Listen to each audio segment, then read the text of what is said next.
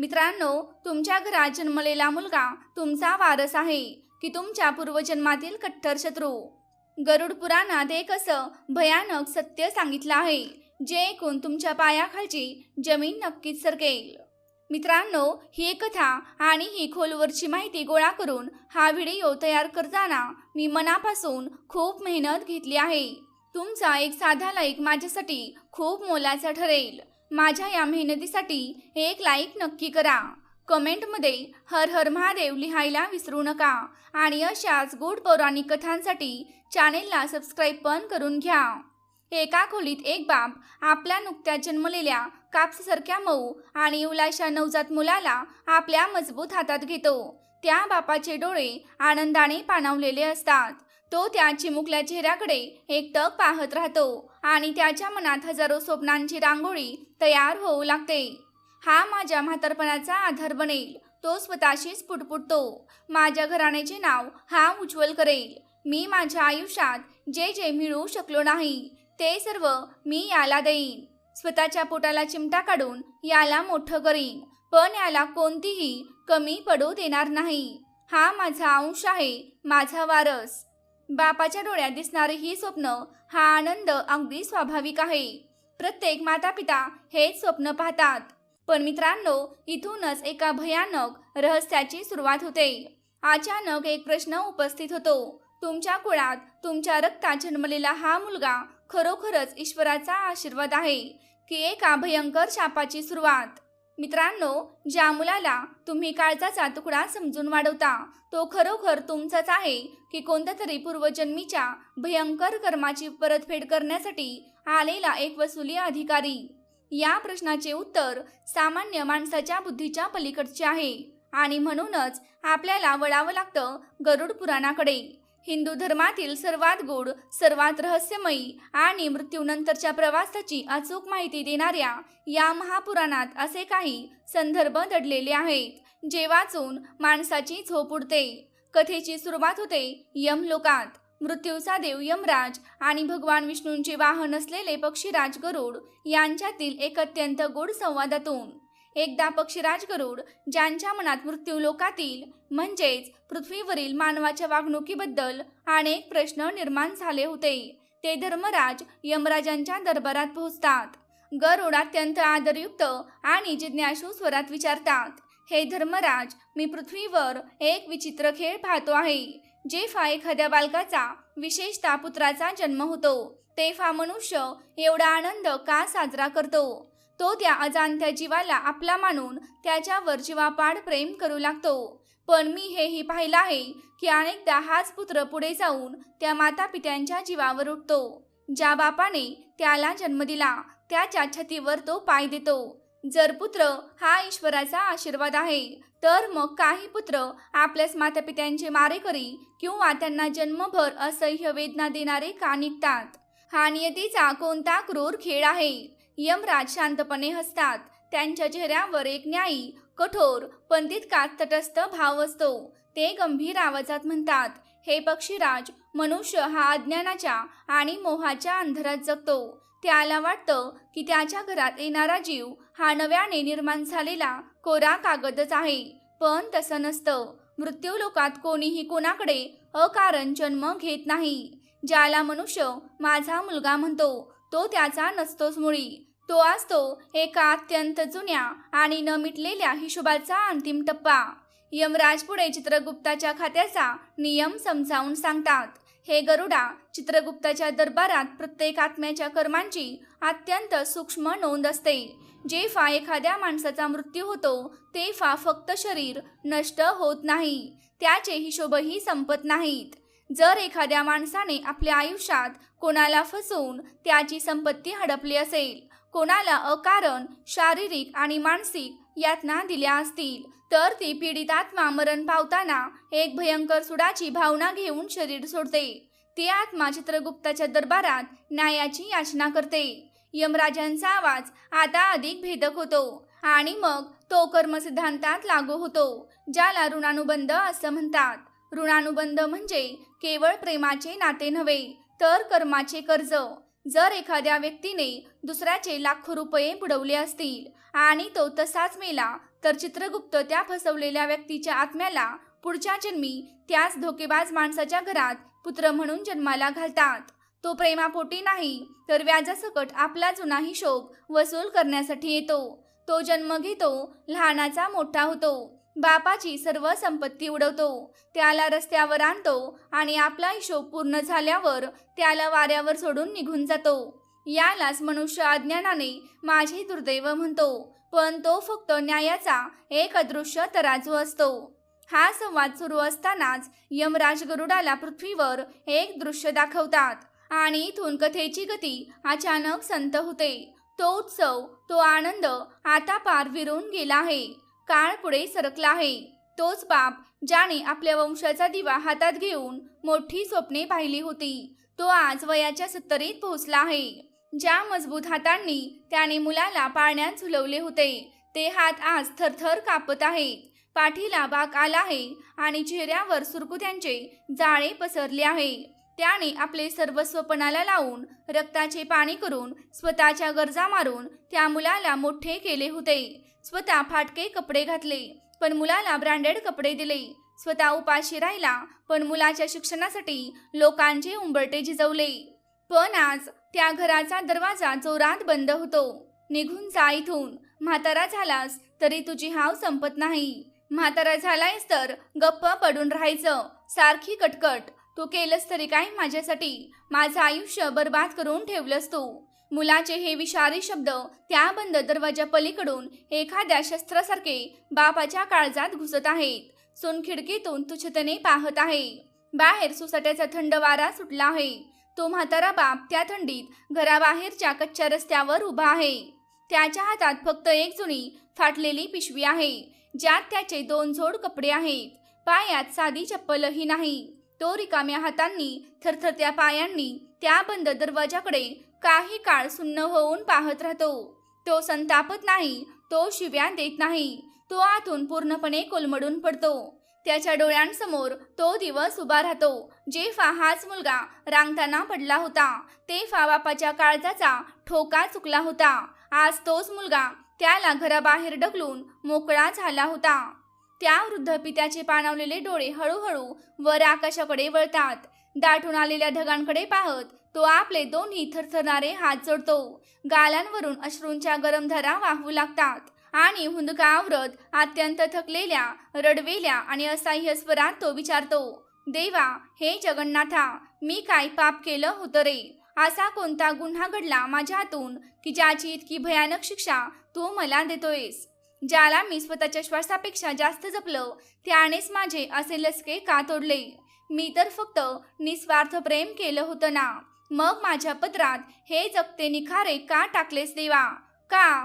त्याचा तो आर्तटाहो, ती तीव्र वेदना आणि ती अनुत्तरित असहाय्यता त्या शांत रस्त्यावर विरून जाते. त्याला उत्तर देणारं तिथं कुणीच नसतं. मित्रांनो, त्या वृद्ध पित्याचा तो आक्रोश, त्याची ती अवस्था पाहून कोणाचंही हृदय पिळवटून निघेल. पण हे दृश्य पाहून यमलोकात यमराज मात्र अत्यंत शांत होते. त्यांनी गरुडाकडे पाहिले आणि म्हटले, हे पक्षीराज, या पित्याचे अश्रू आज जरी खोटे नसले तरी याच्या या अवस्थेला जबाबदार याचाच पूर्वजन्माचा तो काळा इतिहास आहे, जो आज पुत्र बनून याच्या दारात उभा आहे. गरुड पुराणातील हा सिद्धांत आपल्याला विचार करायला भाग पाडतो की आपल्या घरात येणारा जीव नक्की कोणत्या उद्देशाने आला आहे. तर मग शास्त्र नेमकं काय सांगतं? पूर्वजन्मातील हिशोब पूर्ण करण्यासाठी एक आत्मा, एक पुत्र कोणत्या 4 रूपांमध्ये आपल्या घरी येतो? या 4 प्रकारांपैकी कोणता पुत्र तुमच्या घरी जन्माला आलाय हे कसे ओळखायचे? आणि यातील सर्वात भयानक रूप कोणतं, जे तुमच्या आयुष्याची राख रांगोळी करू शकतं? हे रहस्य जाणून घेण्यासाठी पुढे का?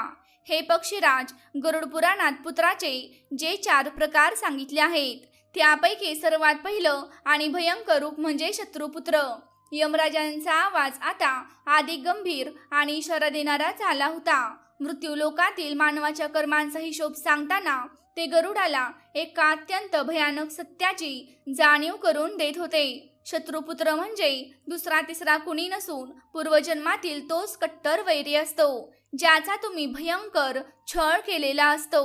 जेव्हा एखाद्या बलाढ्य, धनदांडगा आणि सत्तेच्या मस्तीत अंध झालेला माणूस एखाद्या निरपराध व्यक्तीचा जीव घेतो, त्याची संपत्ती लुटतो आणि त्याला तडफडून मारतो, तेव्हा तो निरपराध माणूस नुसताच मरत नाही, तर तो एक भयंकर शाप आणि सुडाची आग घेऊन मरतो.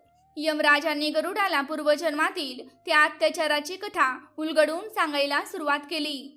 कल्पना करा पक्षीराज, एका अत्यंत क्रूर माणसाची, ज्याने आपल्या ताकदीच्या जोरावर एका गरीब असहाय्य माणसाची पिढीजात जमीन बळकावली. त्या गरीबाने हात जोडले, गयावया केल्या, आपल्या लहान मुलांची आणि पत्नीची भूक दाखवली, पण त्या क्रूर माणसाला पाजर फुटला नाही. त्याने त्या गरीबाला भर चौकात बेदम मारहाण केली. रक्ताच्या थरोळ्यात पडलेला तो गरीब जेव्हा मृत्यूच्या दारात उभा होता, तेव्हा त्याच्या डोळ्यात अश्रू नव्हते, तर सुडाचे निखारे होते.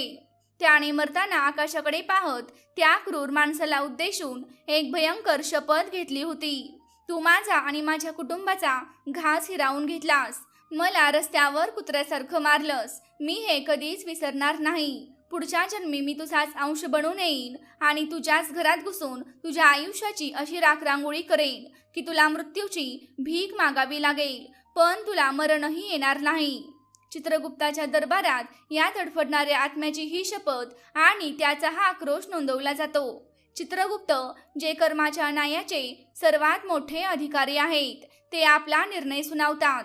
ते या सुडग्रस्त आत्म्याला त्याच क्रूर माणसाच्या घरात त्याच्याच पत्नीच्या गर्भातून पुत्र म्हणून जन्म घेण्याचा आदेश देतात आणि इथूनच सुरू होतो तो विनाशाचा खेळ, ज्याला माणूस अज्ञानाने माझं दुर्दैव समजतो. तो शत्रू या जन्मी बाप बनलेल्या त्या माणसाच्या घरी पुत्र म्हणून जन्म घेतो. घरात मोठा उत्सव साजरा होतो. बाप आनंदाने वेडावलेला असतो. तो आपल्या या वंशाच्या दिव्याला तळहाताच्या फुडासारखं जपतो. त्याला हवं ते मिळवून देतो. स्वतःच्या सर्व इच्छा मारून तो मुलाचे लाड पुरवतो. मुलगा हळूहळू मोठा होतो, पण त्याच्या नसानसात पूर्वजन्माचा तोच राग, तोच सूड आणि तोच तिरस्कार भिनलेला असतो, ज्याची बापाला पुसटशीही कल्पना नसते. हा मुलगा कधीच आपल्या बापाचा आदर करत नाही. तो लहानपणापासूनच आक्रमक, हट्टी आणि निर्दयी असतो. जसा हा शत्रुपुत्र तारुण्यात पदार्पण करतो, तसा तो आपला खरा रंग दाखवायला सुरुवात करतो. तो व्यसनाधीन होतो, चुकीच्या संगतीत अडकतो आणि बापाच्या कष्टाच्या पैशांची उधळपट्टी करू लागतो. बापाने समजावण्याचा प्रयत्न केला तर तो अंगावर धावून जातो. हळूहळू तो बापाच्या व्यवसायावर आणि संपत्तीवर आपला ताबा मिळवतो. अत्यंत थंड आणि निर्दयी डोक्याने तो सर्व कागदपत्रांवर सह्या घेतो आणि ज्या दिवशी सर्व संपत्ती त्याच्या नावावर होते, त्या दिवशी तो आपला अंतिम वार करतो. ज्या घरात बापाने त्याला लहानाचं मोठं केलं होतं, त्याच घरातून तो बापाला धक्के मारून बाहेर काढतो. नोकरांसमोर तो आपल्या जन्मदात्याचा अपमान करतो आणि अत्यंत कठोर निर्दयी आवाजात म्हणतो, हा तुझा पैसा नाहीये म्हाताऱ्या, हा माझा पैसा आहे आणि या घरावर आता माझा हक्क आहे. इथून चालता हो आणि परत या घराची पायरी चढू नकोस. तो बाप ज्याने पूर्वजन्मात त्याची संपत्ती लुटली होती, तो आज रस्त्यावर भिकारी बनून उभा असतो. त्याला न्याय मागायला कोणतीही जागा उरत नाही. हा असतो शत्रुपुत्र, जो केवळ आणि केवळ सोड घेण्यासाठी जन्म घेतो आणि बापाच्या आयुष्याचं वाळवंट करून मोकळा होतो. गरुड हे ऐकून स्तब्ध झाले. त्याच्या अंगावर काटा उभा राहिला. माणसाच्या कर्मांची अशीही भयानक शिक्षा असू शकते, यावर त्यांचा विश्वास बसत नव्हता.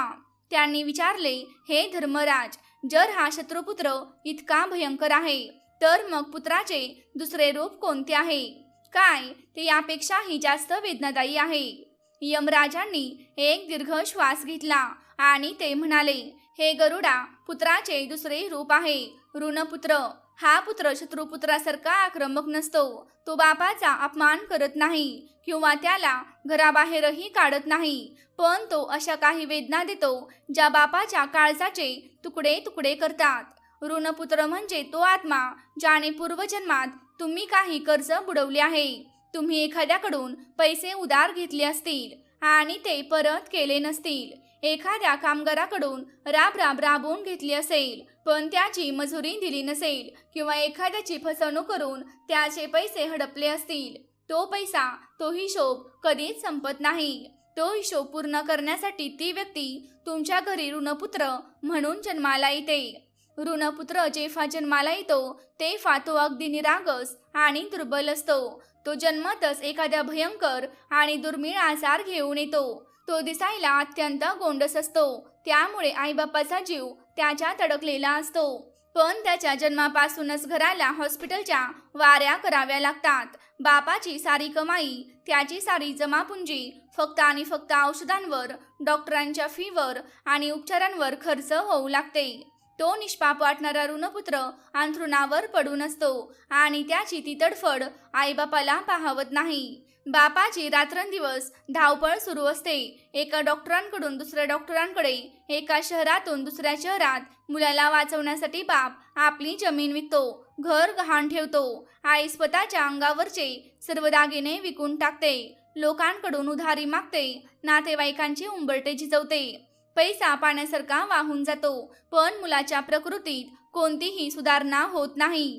मुलाच्या शरीरातून वेदनांच्या रूपाने आणि बापाच्या खिशातून पैशांच्या रूपाने तो पूर्वजन्माचा हिशोब चुकता होत असतो. आई बाप देवासमोर रडून रडून प्रार्थना करतात, नवस बोलतात, पण ऋणपुत्राच्या बाबतीत कोणताही नवस फळत नाही. कारण हा देवाचा नाही तर हा कर्माचा खेळ असतो. आणि मग एक दिवस असा येतो ज्या दिवशी पूर्वजन्मात बुडवलेला तो सर्व पैसा त्यावरील व्याजासकट उपचारांच्या माध्यमातून पूर्णपणे खर्च झालेला असतो. चित्रगुप्ताच्या वहीतील तो हिशोब शून्य होतो. तो ऋणानुबंध तिथेच संपतो आणि ज्या क्षणी तो हिशोब पूर्ण होतो त्या क्षणी तो ऋणपुत्र आपला शेवटचा श्वास घेतो. तो आईबापांना कायमचा सोडून निघून जातो. मागे फक्त रिकामा खिसा, डोक्यावर लाखो रुपयांचे कर्ज आणि कधीही न भरून येणारी पोकळी ठेवून. रात्रीचे 2 वाजले होते. रुग्णालयाच्या त्या थंड आणि निर्जीव कॉरिडॉरमध्ये एक भयानक शांतता पसरली होती. आयसीयूच्या बाहेर एक बाप जमिनीवर डोकं धरून बसला होता. त्याचे डोळे लालबुंद झाले होते आणि आतून तो पूर्णपणे तुटलेला होता. थोड्याच वेळापूर्वी आतल्या मशीनचा तो सलग चालणारा बिप आवाज बंद झाला होता आणि त्या जागी एक सरळ रेषा आली होती. आतून डॉक्टर पाय ओढत बाहेर आले आणि त्यांचे खाली झुकलेले मस्तक सगळं काही सांगून जात होतं. डॉक्टर हळूच त्या बापाच्या खांद्यावर हात ठेवतात आणि अत्यंत जड अंतकरणाने म्हणतात, आय एम सॉरी. आम्ही आमचे सर्व प्रयत्न केले पण आम्ही तुमच्या मुलाला वाचवू शकलो नाही. हे शब्द एखाद्या गरम शिशासारखे त्या आईबापांच्या कानात वितळत जातात. ती विफळणारी, प्रेमळ पण आता पूर्णपणे असहाय्य झालेली आई आयसीयूच्या काचेबाहेरून आतमध्ये पाहते. तिचा काळजाचा तुकडा आता एका पांढऱ्या चादरीत शांत झोपला होता. तिच्या हातात फक्त औषधाची एक रिकामी बाटली असते जी तिने शेवटची आशा म्हणून आणली होती. ती बाटली तिच्या हातातून निसटते आणि जमिनीवर पडून तिचे तुकडे होतात, अगदी तिच्या आयुष्यासारखेच. ती आई मटकन जमिनीवर बसते आणि एक काळी चिरणारा हंबरडा फोडते. तिच्या त्या अर्थकिंकाळीने रुग्णालयाच्या भिंतीही थरथरतात. तो बाप मात्र एकही शब्द बोलत नसतो. त्याच्या डोळ्यातील अश्रू आता आटले होते. त्याच्या चेहऱ्यावर फक्त एक भयानक पोकळपणा आणि नियतीपुढे पत्करलेली शरणागती होती. तो आतून संपला होता. आयुष्यभराची कमाई गेली होती. डोक्यावर लाखो रुपयांचं कर्ज होतं आणि ज्याच्यासाठी हे सगळं केलं होतं तोच आता या जगात राहिला नव्हता. अनंत दुःख, अंधकार आणि देवावरील उडालेला विश्वास एवढंच आता त्याच्या नशिबात उरलं होतं. पूर्वजन्माच्या कर्जाची एवढी भयंकर किंमत त्यांना चुकवावी लागली होती. गरुड पुराणातील हे सत्य अत्यंत कटू आणि हृदय पिळवटून टाकणारं आहे. शत्रुपुत्र आणि ऋणपुत्र हे दोन्ही फक्त आणि फक्त पूर्वजन्माच्या पापांची व कर्मांची शिक्षा देण्यासाठीच आपल्या आयुष्यात येतात. त्यांच्या वाट्याला प्रेम देणं नसतं तर फक्त वेदना देणं लिहिलेलं असतं. पण हे फक्त शिक्षेचं रूप आहे. हे दोन्ही प्रकार माणसाला त्यांच्या वाईट कर्मांची फळे देतात.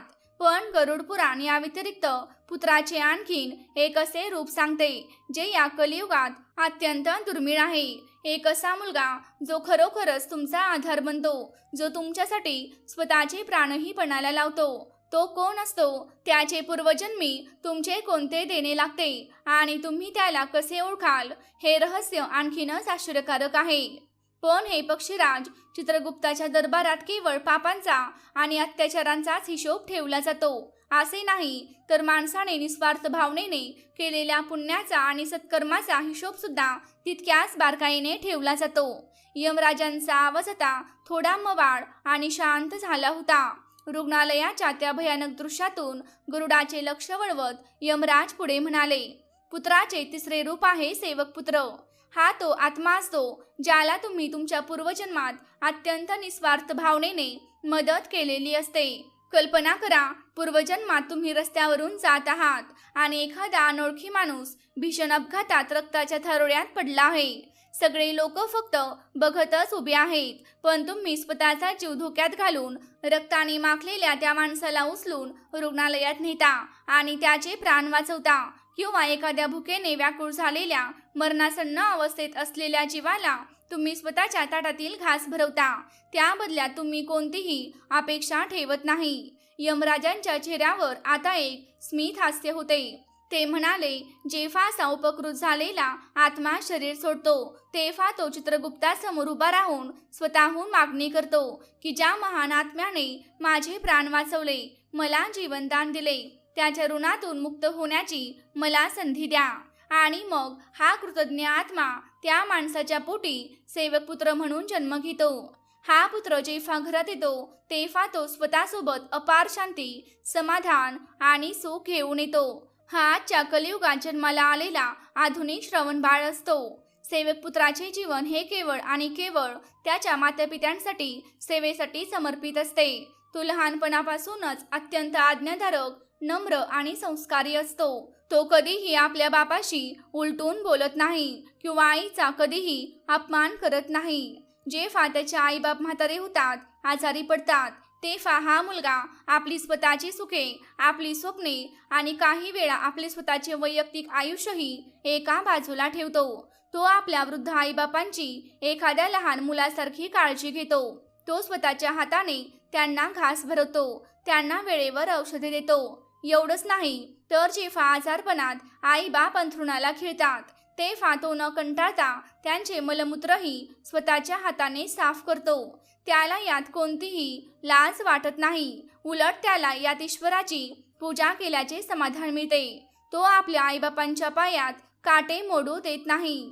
यमराज गरुडाला मृत्यू लोकातील एका छोट्याशा अंधाऱ्या पण उबदार खोलीतील दृश्य दाखवतात. बाहेर कडाक्याची थंडी आहे आणि मध्यरात्रीचे 3 वाजले आहेत. त्या खोलीत एका जुन्या लोखंडी पलंगावर एक अत्यंत वृद्ध आणि आजारी माता झोपलेली आहे. तिचे शरीर आजाराने पूर्णपणे पोखरून निघाले आहे. श्वास घेताना तिला प्रचंड त्रास होत आहे आणि वेदनेने ती अधूनमधून कण्हत आहे. तिच्या पलंगाच्या अगदी जवळ जमिनीवर एक सतरंजी टाकून तिचा मुलगा बसला आहे. तो गेले कित्येक महिने धड झोपलेलाही नाही. त्याच्या डोळ्याखाली काळी वर्तुळे आली आहेत. चेहरा थकलेला आहे, पण त्याच्या डोळ्यातील प्रेम तसूभरही कमी झालेले नाही. आईची थोडी जरी चुळबुळ झाली तरी तो लगेच उठून बसतो. आईच्या वेदनेने आकसलेल्या चेहऱ्याकडे तो अत्यंत मायेने पाहतो. तो हळूच पुढे सरकतो आणि आपले दोन्ही उबदार हात आईच्या त्या सुरकतलेल्या, थरथरणाऱ्या आणि थंड पडलेल्या हातांवर ठेवतो. आई वेदनेने डोळे उघडते. अंधुक प्रकाशात तिला तिचा मुलगा दिसतो, जो रात्रभर तिच्यासाठी जागा आहे. तो मुलगा अत्यंत मृदू, शांत आणि धीर देणाऱ्या आवाजात म्हणतो, आई, मी आहे ग इथे. तू घाबरू नकोस, तू झोप. तेवढ्या एका स्पर्शाने आणि त्या 2 शब्दांनी त्या वृद्ध मातेच्या शरीरातील सर्व वेदना जणू काही क्षणांसाठी नाहीशा होतात. तिच्या पाणावलेल्या, खोल गेलेल्या डोळ्यातून कृतज्ञतेचे 2 गरम अश्रू ओघळून उशीवर सांडतात. ती थरथरत्या हाताने मुलाच्या डोक्यावरून हात फिरवते. तिचा कंठ दाटून जातो. ती काहीही बोलू शकत नाही, पण ती डोळे मिटते आणि आकाशाकडे पाहत मनातल्या मनात साकडे घालते. देवा, हे परमेश्वरा, तू माझ्यावर खूप मेहरबान आहेस. या जन्मात मी असे कोणते पुण्य केले होते की मला हा साक्षात देवच मुलाच्या रूपात दिलास. माझे सर्व आजार, सर्व वेदना याच्या एका स्पर्शाने गोड वाटू लागले आहेत. माझ्या आयुष्याचं सोनं झालं, देवा सोनं झालं. त्या अंधाऱ्या खोलीत केवळ त्या मातेच्या समाधानाचा आणि त्या मुलाच्या निस्सीम सेवेचा एकदैवी प्रकाश पसरलेला असतो. तिथे कोणताही स्वार्थ नसतो. असतो तो फक्त दोन आत्म्यांमधील अत्यंत पवित्र असा ऋणानुबंध. पूर्वजन्मात वाचवलेले प्राण या जन्मात प्रेमाच्या आणि सेवेच्या रूपाने असे सार्थकी लागत असतात. हे दृश्य पाहून गरुडाचेही डोळे पाणावले. त्यांनी यमराजांना हात जोडून नमस्कार केला आणि म्हणाले, हे धर्मराज, हा सेवक पुत्र खरोखरच एखाद्या देवदूतासारखा आहे. जर पूर्वजन्माचे पुण्य इतके महान फळ देऊ शकते, तर मग पुत्राचे जे चौथे रूप आहे ते कसे असेल, ते यापेक्षाही श्रेष्ठ असू शकते का? यमराज गंभीर झाले. त्यांच्या डोळ्यात एक वेगळी चमक आली. ते म्हणाले, हे पक्षीराज, पुत्राचे चौथे रूप हे या मृत्यूलोकात लाखांमध्ये एखादेच असते. त्याला गरुड पुराणात धर्मपुत्र असे म्हटले आहे. सेवक पुत्र हा पूर्वजन्माचे ऋण फेडण्यासाठी येतो आणि फक्त आपल्या मातापित्यांची सेवा करून तो निघून जातो. पण धर्मपुत्र हा अत्यंत उच्च कोटीचा, पवित्र आणि महान आत्मा असतो. तो फक्त एका कुटुंबासाठी नाही, तर संपूर्ण समाजासाठी, देशासाठी आणि धर्मासाठी जन्माला येतो. या आत्म्याचे पूर्वजन्मातील संचित इतके प्रचंड असते की ज्या घरात तो जन्म घेतो त्या संपूर्ण कुळाचा तो उद्धार करतो. धर्मपुत्र हा लहानपणापासूनच अत्यंत तेजस्वी, ज्ञानमार्गी आणि सत्यवचनी असतो. तो कधीही अधर्माच्या मार्गावर पाऊल टाकत नाही. तो संपत्तीच्या किंवा मोहाच्या मागे धावत नाही. तो समाजातील दीनदुबळ्यांसाठी, न्यायासाठी आपले संपूर्ण आयुष्य वेचतो. त्याचे विचार, त्याचे कार्य आणि त्याचे कर्तृत्व इतके महान असते की त्याच्यामुळे त्याच्या आईवडिलांचे नाव संपूर्ण जगात सुवर्ण अक्षरांनी कोरले जाते. लोक त्याच्या मातापित्यांना वंदन करतात आणि म्हणतात, धन्य ते मातापिता ज्यांच्या पोटी असा महान सुपुत्र जन्माला आला. अशा धर्मपुत्राच्या पुण्यामुळे मृत्यूनंतर त्याच्या मातापित्यांना थेट स्वर्गलोकात किंवा मोक्षगतीला स्थान मिळते. छत्रपती शिवाजी महाराज, स्वामी विवेकानंद अशी कितीतरी उदाहरणे या मृत्यूलोकात आहेत, जी खऱ्या अर्थाने धर्मपुत्र म्हणून जन्माला आली आणि त्यांनी आपल्या कुळाचे नाव विश्वात अमर केले. यमराजांनी पुढे एक अत्यंत गुंतागुंतीचे कर्मशास्त्रीय रहस्य उलगडायला सुरुवात केली. ते म्हणाले, हे गरुडा, आजच्या काळात मृत्यूलोकातील लोक एक शब्द खूप वापरतात, जनरेशन गॅप, म्हणजेच पिढ्यांमधील अंतर. जेव्हा घरात बाप आणि मुलाचे पटत नाही, दोघांमध्ये सतत भांडणे होतात, वैचारिक मतभेद होतात, तेव्हा लोक अज्ञानाने त्याला पिढ्यांचे अंतर किंवा वयाचा फरक असे नाव देतात. पण चित्रगुप्ताच्या दरबारात जनरेशन गॅप नावाचा कोणताही प्रकार नसतो. यमराजांचा आवाज आता अधिक भेदक झाला. जे घरात बाप आणि मुलामध्ये घडते तो निव्वळ पूर्वजन्मातील दोन भिन्न आत्म्यांचा आणि त्यांच्या कर्मांचा संघर्ष असतो. जर बाप आणि मुलामध्ये सतत भांडणे होत असतील, मुलगा बापाचे ऐकत नसेल, तर तो पूर्वजन्माचा अपूर्ण हिशोब आहे. दोन शत्रू आत्मे एकाच घरात एकत्र आले आहेत आणि ते एकमेकांना मानसिक त्रास देऊन आपला जुना हिशोब चुकता करत आहेत. हे त्याचे एकमेव कारण असते. हे सर्व ठरलेले असते. कोणती आत्मा कोणाच्या गर्भात जाईल हे फक्त आणि फक्त त्या जीवांच्या परस्पर कर्मांवरच अवलंबून असते. गरुड हे सर्व ऐकून पूर्णपणे अवाक झाले होते. जन्म, मृत्यू आणि पूर्वजन्म या चक्रातील हे एवढे अचूक आणि भयंकर गणित त्यांना पहिल्यांदाच इतक्या स्पष्टपणे समजले होते. पुत्राचे हे 4 प्रकार, शत्रुपुत्र, ऋणपुत्र, सेवकपुत्र आणि धर्मपुत्र, हे सर्व माणसाच्याच कर्मांचे आरसे आहेत हे आता स्पष्ट झाले होते. पण गरुडाच्या मनात आता एका नव्या, अत्यंत अस्वस्थ करणाऱ्या प्रश्नाने जन्म घेतला. त्यांनी यमराजांना विचारले, हे धर्मराजा, जर हे सर्व आधीच ठरलेले आहे, जर माझ्या घरात जन्माला येणारा मुलगा हा माझ्या कर्मांचे फळ आहे, तर मग मृत्यूलोकातील माणसाने काय करावे? त्याने आपल्या मुलावर प्रेम करावे की करू नये? आणि सर्वात महत्त्वाचा प्रश्न, आज मृत्यूलोकात लोक माझा मुलगा करत त्याच्यासाठी वेडे होतात. त्याच्या सुखासाठी, त्याच्या भविष्यासाठी हा बाप दुसऱ्यांचे गळे कापतो, लाच घेतो, गरिबांचा हक्क हिरावून घेतो आणि पापाचे डोंगर उभे करतो. या अंधपुत्र मोहापायी जे लोक भयंकर पापे करतात त्यांचे मृत्यूनंतर काय होते, त्यांना कोणती शिक्षा भोगावी लागते. यमराजांचा चेहरा अचानक अत्यंत कठोर आणि भयानक झाला. त्यांच्या डोळ्यात आता न्यायाची आणि शिक्षेची आग धगधगू लागली. मृत्यूलोकातील या सर्वात मोठ्या आणि भयानक पापाचे वर्णन करण्याची वेळ आत्ता आली होती. हे पक्षीराज, यमराजांचा आवाज आता एखाद्या कडकडणाऱ्या विजेसारखा यमलोकात घुमू लागला होता. मृत्यूलोकातील मानवाचा सर्वात मोठा शत्रू बाहेर कुठेही नसून त्याच्या स्वतःच्याच घरात, त्याच्या स्वतःच्याच मनात दडलेला आहे. आणि तो भयंकर शत्रू म्हणजे अंधपुत्र मोह. यमराजांच्या या शब्दात एक अत्यंत कटू सत्य लपलेले होते, जे पृथ्वीवरील प्रत्येक मातापित्याला अंतर्मुख करणारे आहे. गरुडाकडे एक भेदक दृष्टिक्षेप टाकत यमराज पुढे म्हणाले, जेव्हा मनुष्याला पुत्रप्राप्ती होते तेव्हा तो आनंदाने इतका आंधळा होतो की त्याला धर्म, नीती आणि न्यायाचा विसर पडतो. त्याला वाटते, हा माझा मुलगा आहे, हा माझा वारसदार आहे, याला जगातले सर्व सुख मिळायला हवे. ही भावना चुकीची नाही, पण जेव्हा ही भावना मोहात बदलते तेव्हा माणसाचा विनाश काळ सुरू होतो. या अंधपुत्र मोहाबाई मनुष्य काय नाही करत नाही, तो स्वतःचे इमान विकतो. एखाद्या सरकारी कार्यालयात बसलेला अधिकारी आपल्या मुलाला परदेशात पाठवण्यासाठी किंवा त्याच्यासाठी आलिशान गाडी घेण्यासाठी निर्लज्जपणे गरिबांकडून लाच घेतो. एखादा व्यापारी आपल्या मुलासाठी बँक बॅलन्स वाढवण्यासाठी अन्नात भेसळ करतो. एखादा जमीनदार आपल्या मुलाची संपत्ती दुप्पट करण्यासाठी एखाद्या गरीब अनाथ विधवेची जमीन हडपतो. जेव्हा तो हे सर्व पाप करत असतो तेव्हा त्याच्या डोक्यात फक्त एकच विचार असतो, हे सर्व मी माझ्या मुलासाठीच करत आहे.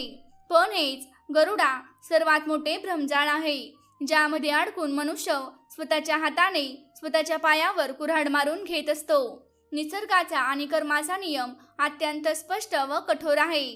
जो पाप करेल फळ त्यालाच भोगावे लागेल.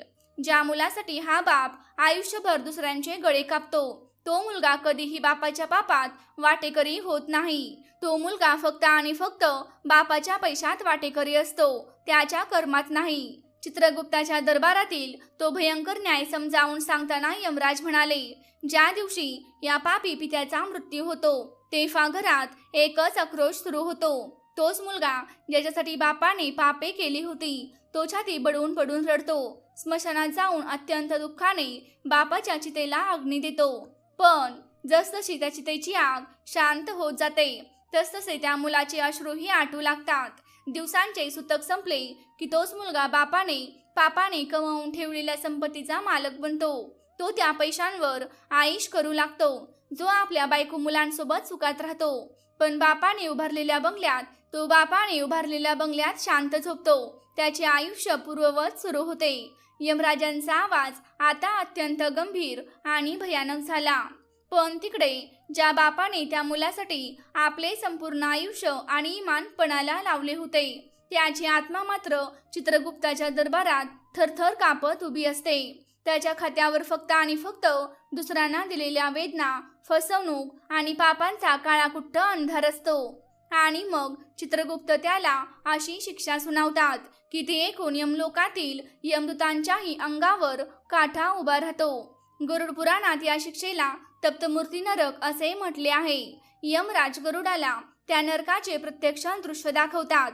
ते दृश्य इतके भयानक आहे की पाहणाऱ्याचे काळीज क्षणार्धात पाणी पाणी होईल. चारही बाजूनी काळाकुट्ट अंधार आहे आणि त्या अंधारात फक्त रक्ताच्या उकळणाऱ्या नद्या वाहताना दिसत आहेत. वातावरणात अत्यंत दुर्गंधी पसरलेली आहे आणि कोट्यावधी आत्म्यांच्या किंकाळण्याचा भयानक आवाज सर्वत्र घुमत आहे. त्या नरकाच्या मध्यभागी एक अत्यंत विशाल आकाशाला भिडणारा लोखंडी खांब उभा आहे. तो साधा खांब नाही, तो खांब आगीच्या प्रचंड भट्टीमध्ये तापून लालभडक झालेला आहे. त्या लाल तप्त लोखंडातून उष्णतेच्या भयंकर ज्वाळा बाहेर पडत आहेत आणि ठिणग्या उडत आहेत. त्या खांबाजवळून गेले तरी शरीराची राख होईल इतकी भयानक धग त्यातून बाहेर येत आहे. आणि तिथे दोन धिप्पाड, क्रूर आणि निर्दयी यमदूत एका आत्म्याला फरफटत आणत आहेत. तो आत्मा दुसरा तिसरा कोणी नसून तोच पापी बाप आहे, ज्याने आपल्या मुलासाठी गरिबांचे लचके तोडले होते. तो आत्मा पूर्णपणे नग्न आणि असह्य आहे. तो भीतीने थरथर कापत आहे. त्याचे डोळे त्या लाल भडक तप्त लोखंडाकडे लागलेले आहेत आणि त्याला समजले आहे की आता आपले काय होणार आहे. तो गयावया करू लागतो. जमिनीवर लोळण घेतो. यमदूतांचे पाय पकडतो. पण यमदूतांच्या अंतकरणात दयेचा लवलेशही नसतो. ते त्याला क्रूरपणे उचलतात आणि त्या भयंकर लाल तप्त लोखंडी खांबाला कवटाळायला लावतात. जसा तो आत्मा त्या लाल भडक खांबाला मिठी मारतो तसा सू असा एक भयंकर आवाज येतो. त्याच्या अंतींद्रिय शरीराची कातडी त्या लाल तप्त लोखंडाला चिकटते आणि चढू लागते. तो आत्मा एक काळीच फाडणारी किंकाळी फोडतो. वेदनेचा असा स्फोट होतो जो शब्दात वर्णन करणे अशक्य आहे. तो जळतोय, तडफडतोय, किंचाळतोय. त्या भयानक वेदनेत असह्य होरफळीत तो आत्मा आकाशाकडे पाहून टाह फोडतो. मला सोडा, मला वाचवा. आहो, मी हे सगळं माझ्या स्वतःसाठी नाही केलं. मी माझ्या मुलासाठी केलं होतं. माझ्या वंशासाठी केलं होतं. मी स्वतः फाटके कपडे घातले आणि त्याच्यासाठीच हे पैसे साठवले होते. त्याला हाक मारा, त्याला इथे बोलवा, त्याला सांगा मला वाचवायला. तो येईल, माझा वारस नक्की येईल. त्याची ती केविलवाणी हाक ऐकून एक यमदूत त्याच्या जवळ येतो. त्याच्या चेहऱ्यावर कोणताही भाव नसतो. तो अत्यंत शांत, कठोर आणि निर्दयी आवाजात त्या जळणाऱ्या आत्म्याला म्हणतो, तुझा मुलगा तो आता इथे नाही. ज्याच्यासाठी तू इमान विकलंस, गरिबांचे तळतळाट घेतलेस, तो तुझा मुलगा आता तू जमा केलेल्या त्या पापाच्या पैशांवर पृथ्वीवर मजेतेश करत आहे. त्याने नवीन गाडी घेतली आहे आणि तो त्याच्या कुटुंबासोबत सुखामध्ये फिरत आहे. त्याला आता तुझी आठवणही येत नाही.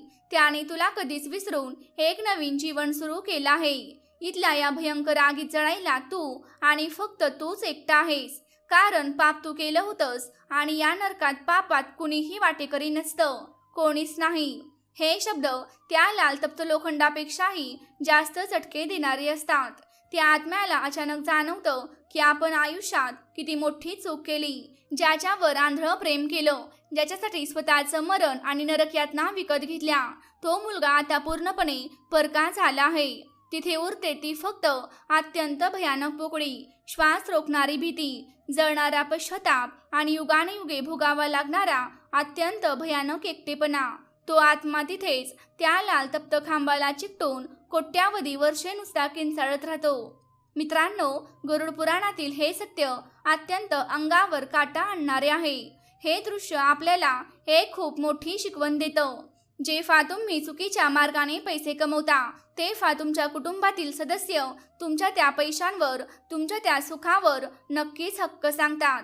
त्यांना तो पैसा हवा असतो. पण जेव्हा त्या पैशाची, त्या पापाची किंमत चुकवायची वेळ येते, जेव्हा चित्रगुप्ताच्या दरबारात हिशेब मागवला जातो आणि नरकात शिक्षा दिली जाते, तेव्हा तुमचा तो लाडका मुलगा, तुमची पत्नी, तुमचे नातेवाईक कोणीही तिथे तुमच्या मदतीला येत नाहीत.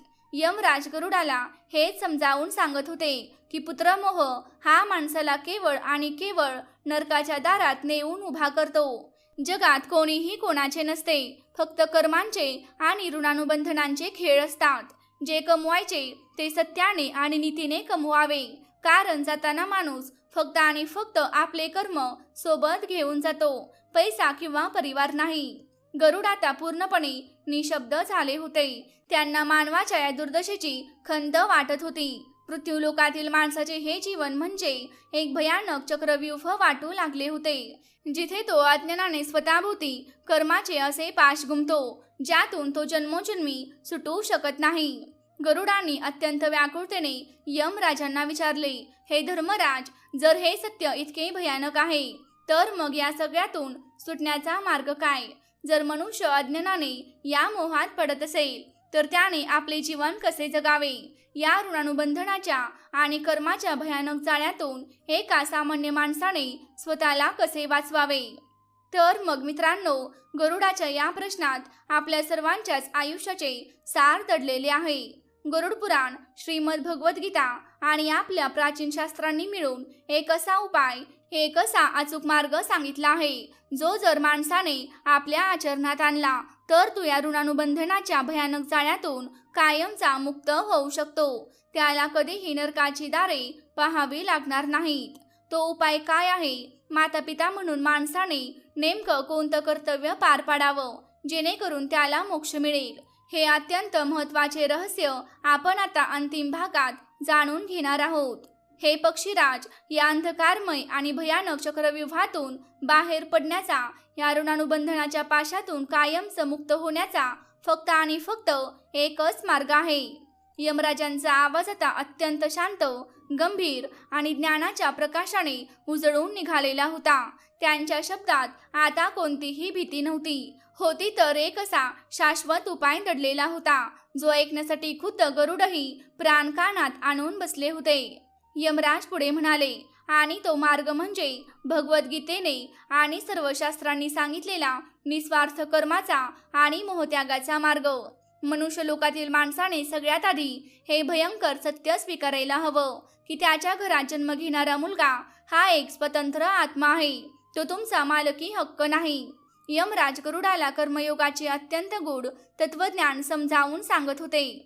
मनुष्य जेव्हा माता किंवा पिता बनतो तेव्हा त्याला वाटतं की त्याने एक नवीन जीवाला जन्म दिलेला आहे, पण सत्य हे आहे की तुम्ही कोणत्याही आत्म्याला जन्म देऊ शकत नाही आणि त्याला मारू सुद्धा शकत नाही. आत्मा हा अमर आणि शाश्वत आहे. तो फक्त स्वतःचा जुना हिशोब पूर्ण करण्यासाठी आणि आपला स्वतःचा मार्गक्रमण करण्यासाठी एका शरीरातून दुसऱ्या शरीरात प्रवास करत असतो. या प्रवासात माता पिता हे फक्त एक माध्यम असतात, एक निमित्त असतात.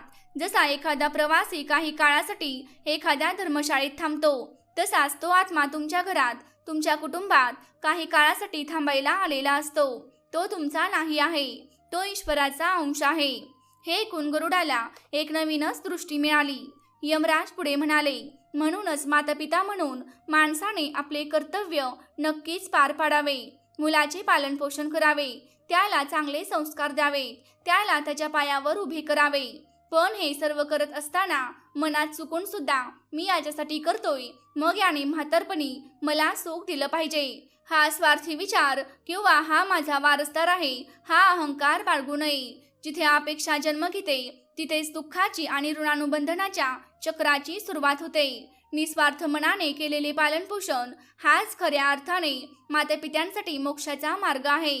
पण हे ऐकून गरुडाने धर्मराजांना एक अत्यंत व्यावहारिक प्रश्न विचारला.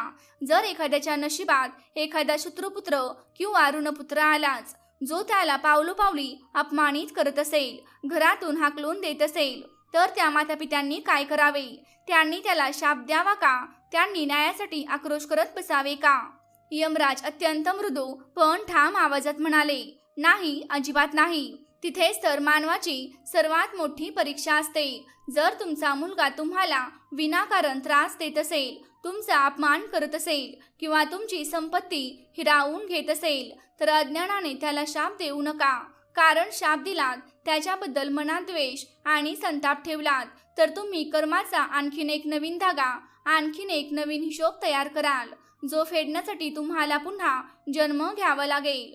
त्याऐवजी ज्ञानी माणसाने हे ओळखावे की हा माझा पूर्वजन्माचा शत्रू आहे, जो आज वसूल करायला आला आहे. यमराजांनी त्यावर अचूक उपाय सांगितला. अशा वेळी त्या मातापित्यांनी आपले हात जोडावेत आणि ईश्वराला सांगावे, हे देवा, आज माझा पूर्वजन्माचा हिशोब चुकता झाला. माझे सर्व कर्ज आज फिटले.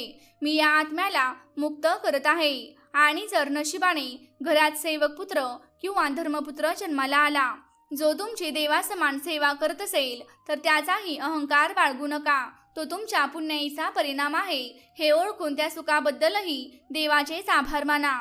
जो मनुष्य या पुत्रमोहाच्या दलदलीतून स्वतःला बाहेर काढतो आणि हे सर्व ईश्वराचे आहे या भावनेने जगतो, त्याच्यासाठी चित्रगुप्ताच्या वहीतील ऋणानुबंधनाचे हे भयंकर चक्रव्यूह कायमचे तुटते. तो आत्मा जन्ममृत्यूच्या फेऱ्यातून मुक्त होतो. हे सर्व समजावून सांगताना यमराजांनी गरुडाला मृत्यूलोकातील एक शेवटचे दृश्य दाखवले.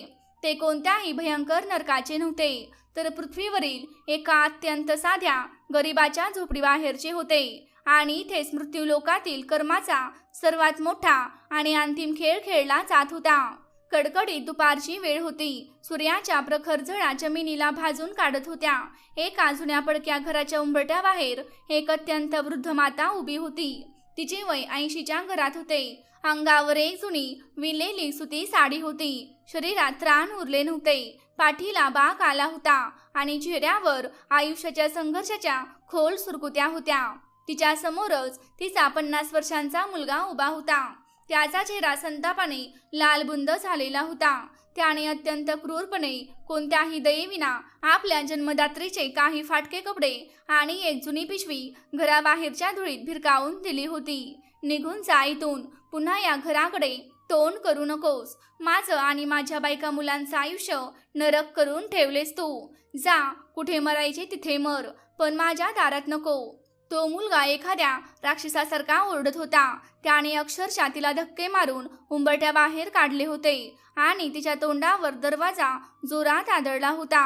त्या उन्हात भर दुपारच्या वेळी ती वृद्ध माता त्या धुळीत आपल्या विखुरलेल्या कपड्यांजवळ एकटीच उभी होती. तिचे डोळे त्या बंद दरवाजाकडे लागले होते. सामान्यतः अशा वेळी कोणतीही आई छाती पडून रडली असती, देवाला कोसली असती, मुलाला भयंकर शाप दिले असते किंवा मी याच्यासाठी काय नाही केलं असा टाह फोडून बेशुद्ध झाली असती. पण त्या मातेने तसे काहीच केले नाही. तिच्या चेहऱ्यावर संताप नव्हता, द्वेष नव्हता किंवा भविष्याची भीतीही नव्हती.